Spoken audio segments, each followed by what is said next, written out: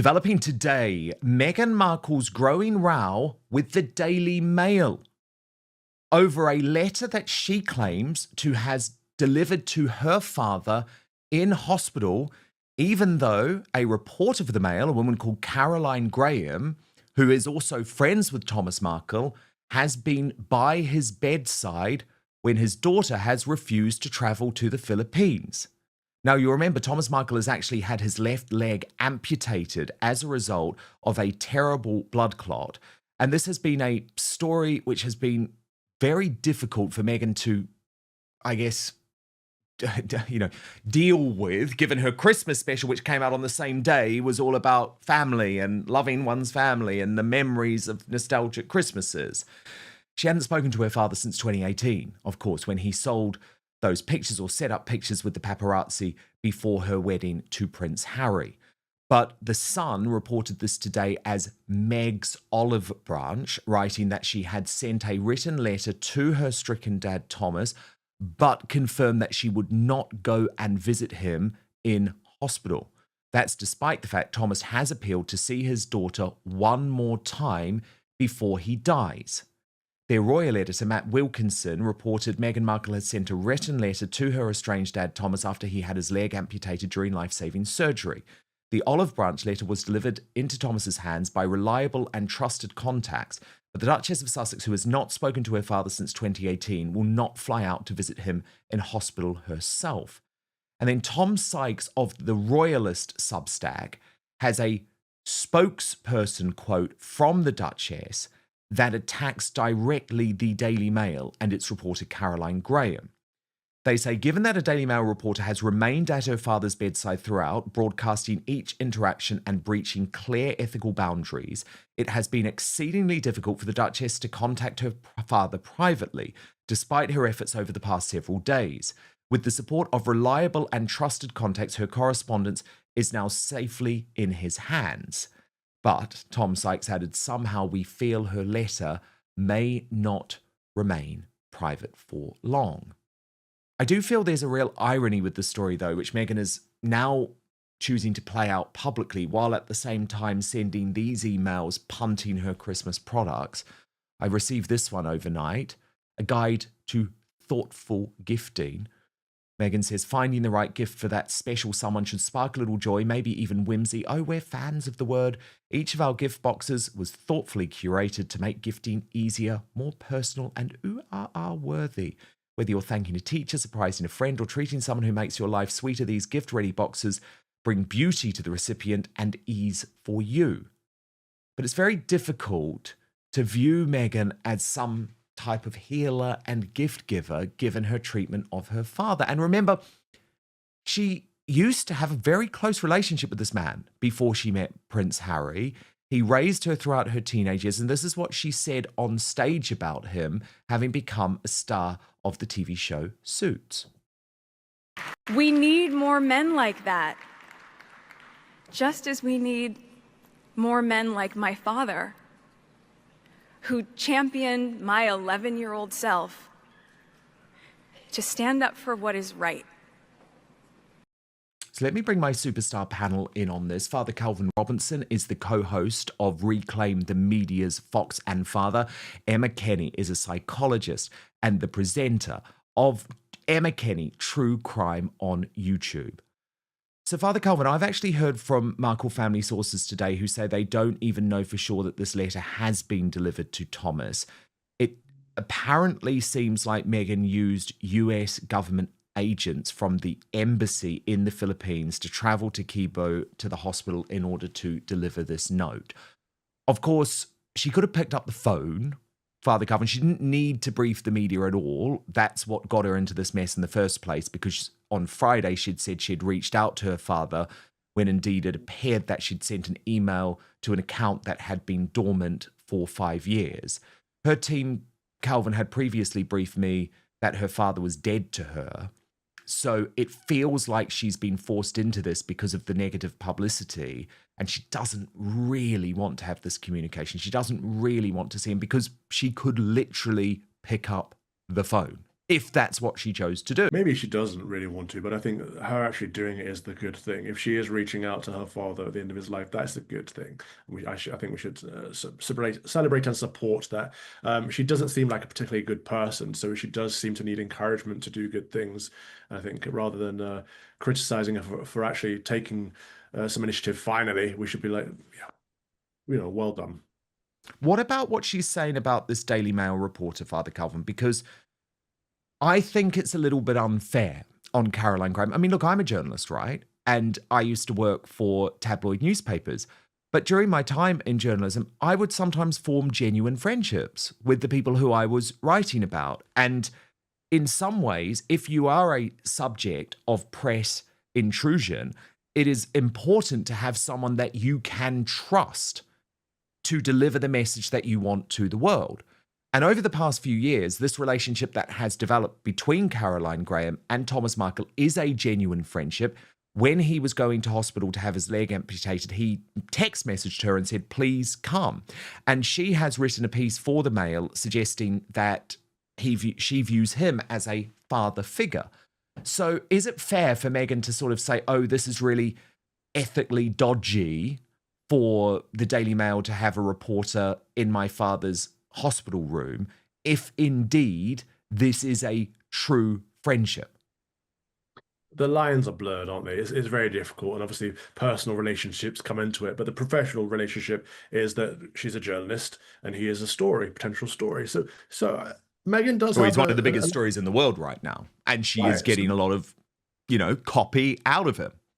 Right, so Meghan does have a leg to stand on with this, in that it's fair for her to say she feels it's inappropriate for a journalist to be there in her father's hospital room and such. But from Thomas Markle's perspective, if he has formed a genuine friendship and he feels that she is a friend and not just leeching off him, which some journalists will pretend to be a friend in order to get stories. True. But if it is a genuine friendship, then fair play to him. But without Meghan and Thomas actually having a genuine conversation and genuine relationship themselves, it's hard for them to see each other's perspective. So that's the thing we should all be praying for, that daughter and father can be reunited, and that bond can be rekindled, and they can come back together, and that can be a good thing. Yeah, I mean, look, all I will say is that I think there is real hypocrisy on the part of Meghan Markle criticizing her father for having a relationship with a journalist who he might make some money off at times. I mean, I don't know that. A lot of times, actually, he said that the Mail has never paid him, right? He just wants his message across. But remember, Meghan Markle took big time deals with Netflix to do the dirty on her own family, to tell all on her father, to tell all on her sister. Harry took all of that money to write Spare. But Emma Kenny, you're obviously one of Britain's top psychologists, and I want to talk to you about this from a psychological perspective, because of course there'll be a lot of people watching, like me, who have such a close relationship with their own dad and can just never imagine this. Like, I could just never imagine something happening to my dad being alive, and me checking with the hospital to see if he was telling a lie and briefing the media about what I was going to do, rather than literally just getting on a plane and being there by my dad's side. However, I do know that there are a lot of people who have much more complex family relationships, and some do make a decision, like the decision that Meghan Markle made back all of those years ago. And by the way, I know that she made that decision because her courtiers told me directly, when I was reporting on her at the time, told me directly her relationship with her father is over for good in her eyes. He is now dead to her. And this is a growing trend. I mean, we've even seen Oprah Winfrey host quite a bizarre show recently with a whole load of people who are very proud about ghosting their own family members. Now, look, I'm a family guy. I find that so difficult, right? I find that really, really difficult. But do you have sympathy for Meghan in this occasion? I have sympathy with anybody who feels like there's a massive breach of trust in the family, and that's caused such a fracture that the way back feels almost impossible. Equally, though, I'm a big believer in forgiveness and acceptance, and that's not to say that there are always roads back. For example, if you've been abused by someone in your family, if you've dealt with toxicity constantly, where you've dealt with the slings and arrows constantly being affected and impacted, yeah, I get why you breach that relationship, you let it go. And I think that's really positive. But for the most part, it's just about a culmination of feelings and fear and anxiety and anger and rage that all come to the surface to a point where you think, I just want people to say that I'm right. And if I'm not right, then I'm not going to do this anymore. And actually, it's when you let that go, it's when you say to yourself, like, what do I want to achieve here? So he's going to die. He's older. So certainly his time on this earth is going to be minor compared to what it used to be. She's lost many years of that. I guess this moment of coming to her senses where she thinks, yeah, I am actually dealing now with his final days, the winter of his life. And the fact that she's reaching out and extending that olive branch, that's really important. And no matter what people think about Meghan Markle, I would not want to trade places with someone like that. I would not want her life for a second. It doesn't matter how rich they are. I think it's so complex. It's gone from being something that was relatively simple, challenging, being a celebrity, but relatively simple, to now just being interwoven with everybody's different opinion of her, some good, some bad, some not bothered. But for the most part right now, it's about her trusting that what she says to her father isn't going to be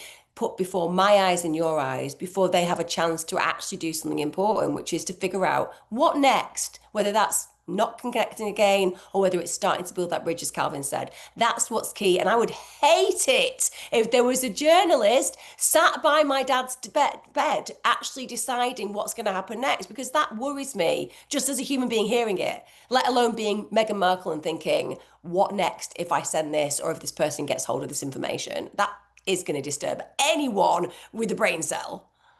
But what about the fact that at the moment she's still selling all of these Christmas products? She's got her Netflix television special where she's talking all about how nostalgic Christmas is and how it's all about family.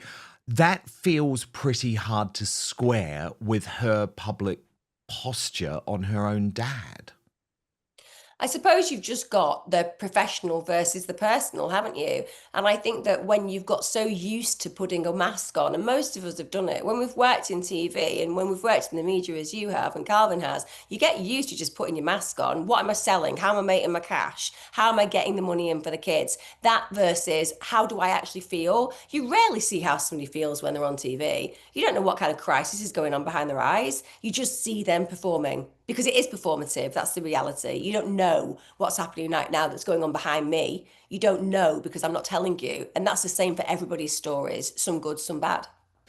Yeah, and I think that applies for Thomas Markle too. And one of the reasons, by the way, that I think Caroline Graham, the Daily Mail journalist, is there is because remember, Thomas Markle lost his voice effectively. He lost his ability to speak in a stroke a couple of years ago. And this was a stroke that nearly took his life, and Meghan never contacted him there.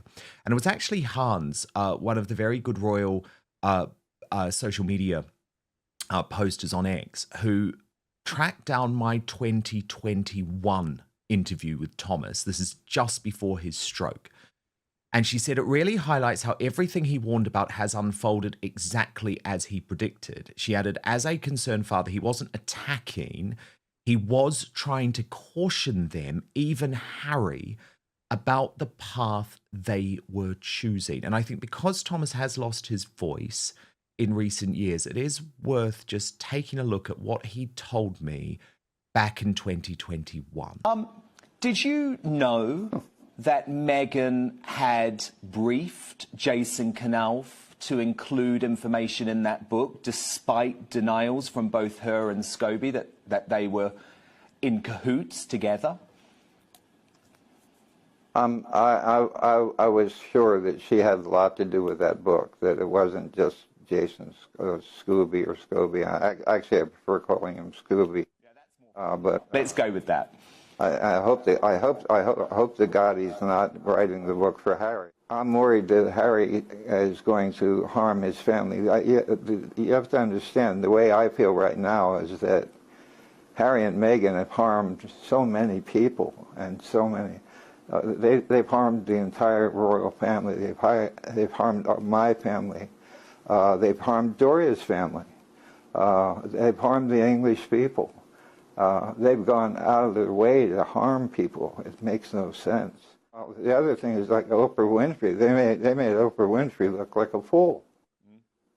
They lied to her about 13 times. Thomas, do you think there's anything sexist about the term Megxit?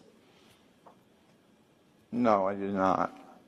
And here again, I defer to Harry's ignorance, and I mean, I don't know what happened to him. Maybe he was dropped on his head as a baby or something, but the bottom line is everything comes out of his mouth is always kind of stupid. Your daughter, Thomas, is also communicating with US senators, introducing herself as the Duchess of Sussex and campaigning for paid parental leave. What did you make of that? Well, I think it's ridiculous for her to be doing that, and you know, I'm certainly in favor of the paid parental leave, but I think she should be, if she's really interested in doing that, she should be out making speeches rather on her own. Harry and Meghan don't seem to tell the truth. Does your daughter have the capacity to lie? Well, never quite as much as she is now, or has been now. Every day there's a new lie. It's become a joke. It's turning into a joke among all the papers. Well, you know as well as I do. You see it. And that is the problem, isn't it, Emma Kenny? I don't really think the public trust what Meghan Markle says anymore, because there have been so many lies. Yeah, but I also equally in that situation, if my dad was on television doing that and having that conversation, I would really struggle, you know, just as a human being. So I'm not saying that she hasn't got her blame. She has got her blame, but he has equally. And with respect, again, when you are having conversations that are really challenging on TV, sometimes you might say things that are not completely true because you're just trying to protect in that moment reality. You don't want the world to know about it. So you might say something. You might not be the consummate professional and tell the whole truth. And I'm not trying to be over forgiving of the mistakes that she'll have made and Harry have made. I'm just saying that they're just entire human beings. And I find sometimes our desire to just pull them down based on what we know is something that I try to avoid, because I've just worked therapeutically with so many people who are amazing and incredible, but they're also deeply flawed. And that's what makes them as human as me, that I'm also deeply flawed. Yeah, and I guess Father Calvin, Thomas Markle saying that Harry may have been dropped on his head as a baby. Certainly a bit of an FU to his son-in-law, but I guess you could have argued at that point, Father Calvin, he had to put up with Meghan and Harry trashing him on international TV on Netflix. Yeah, I agree with everything that Emma just said. I think she put it very, very, very well. Because we are all fallen. We're all sinners. None of us are perfect. And the thing I've disliked about all of this is the back and forth of it. I just wish they'd sit down, their family. Totally. You know, I don't think Thomas has probably ever had a proper conversation with Harry. Like, no, I don't think they've never met.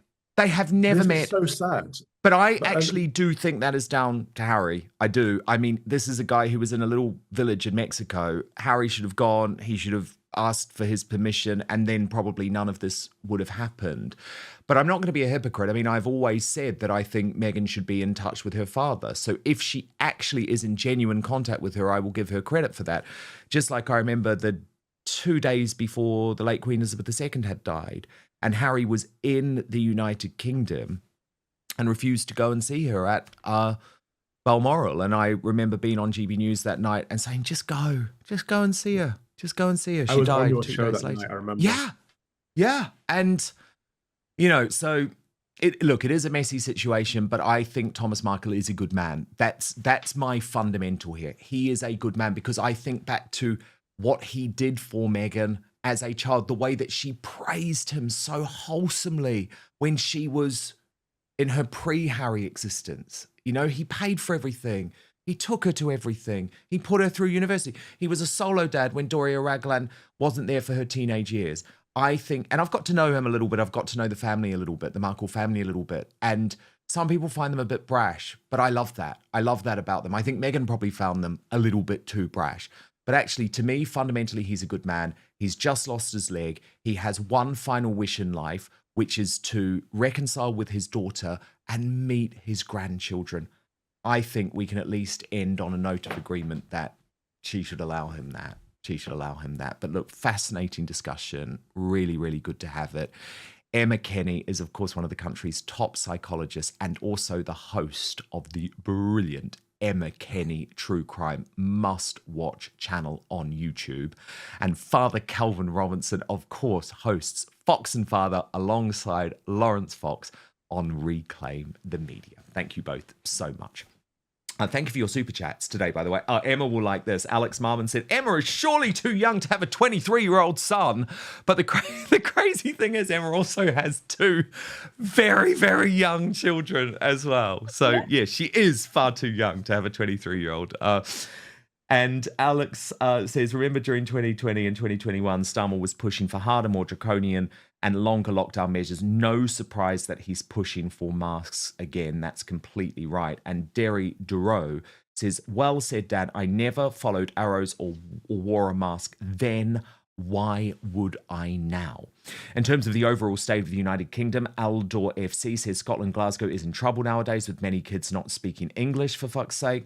Don Shack says women in the UK should be allowed by law to carry pepper spray at the very least. Solarian Unlimited says the aftermath of crime should be available to view wherever possible with permission. If it starts riots, as the defence barrister said, then it must be truly appalling.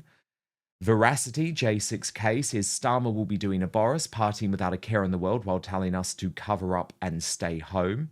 Darren Palmer on Bonnie Blue, who has just been arrested, said, I hope Bonnie Blue don't get 15 years. I booked the Bang Bus when it's coming to Brighton. And on another light-hearted note, on this Nigel Farage gay joke, Anna Rose Taro, she's got her own. She says, how do you know you have been burgled by a gay? Your house is tidy, and there is a quiche in the oven. Lol, the only joke I can remember. That is brilliant. And actually very close to the truth as well. Okay, a reminder of your Union Jackass nominees. Hugh Edwards, nominated by Matt Cass, who says, no doubt this scumbag is serious, a danger to children, and yet he thinks he'll be accepted back into the limelight. Zara Sultana, nominated by Homeheart63 for screaming and shouting about the useful idiots who have chosen to go on a hunger strike for Palestine. And the aforementioned Bonnie Blue, nominated by Emma Neal for being arrested in Bali for promoting her Bang Bus, now allegedly looking at 15 years in a harsh jail. And your results are in. In third position with just 16%, you must be loving Bonnie Blue. You must want her out on the streets again. The runner-up with 32% of the vote, Zara Sultana. But today's Union Jackass with 52% of your vote, it is the BBC pedo now on the comeback trail, Hugh Edwards. And today's Greatest Britain, nominated by Kiera, it's Orla Minihane, the Essex Pink Lady, for her relentless hard work and commitment to protecting the women and girls of our country. And I couldn't agree more. Absolutely love Orla Minihane, and I'm very excited to reveal that alongside the other Pink Lady, Sarah White, she will be a part of our special live shows revealing the worst of 2025 at the end of the year. And by the way, I just have to show you, we had a wonderful night last night at the Trigonometry Christmas party. And I want to thank Constantine Kisson and Francis Foster, who put together just the best bunch of independent thinkers. I love Trigonometry, been on the show since its very early days. And then it was one of the platforms that gave me a voice following my cancellation, my decision to go independent, and behind the scenes, Constantine in particular was a huge help to me as well. But honestly, look at these incredible people that Trigonometry got together last night. Kevin Spacey, the Oscar winner, was there, and I managed to introduce Kevin Spacey to David Starkey, and that was, I thought, an incredible combination. Maggie Oliver was there, obviously one of the true heroes of the United Kingdom, good friend of mine. She helped to expose the Pakistani Muslim grooming gangs. Mike Graham, newly independent, so he was at the Trigger Pod party alongside the wonderful Alex Phillips too. And one of my favorites, she's going to be back on Outspoken very soon, Kelly J. Keane. But there were so many others, and it was a wonderful night, and I just want to thank Trigonometry for everything they do to help the independent media in the United Kingdom thrive. Sources close to the Sussexes have revealed that Meghan Markle has sent a written message to her estranged father, Thomas Markle, following his recent life-saving medical treatment, during which his left leg was amputated below the knee. Although Meghan is understood to have reached out in writing, she is not expected to travel to the Philippines to visit him in hospital. The Duchess has reportedly not spoken to her father since the year 2018. Thomas, who is in his early 80s, was rushed to hospital in the Philippines after falling seriously ill at home. Medical teams determined that his condition was critical, and he later underwent surgery that resulted in the amputation. Images circulated of him wearing a hospital gown associated with the University of Cebu Medical Center, where he is believed to be receiving treatment. Reports added that Meghan had attempted to telephone multiple hospitals in the area in recent days in an effort to confirm his whereabouts, while Meghan's written message was delivered to Thomas through intermediaries described as reliable and trusted.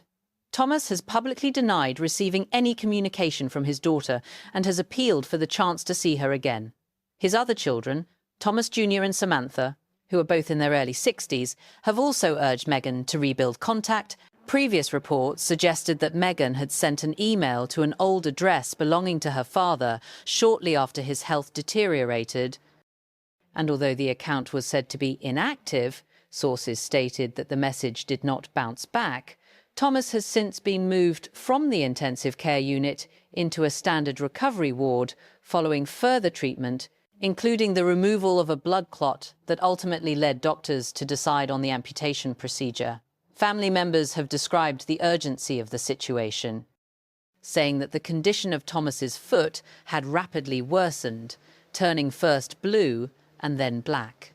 They explained that local doctors determined that amputation was the only way to save his life.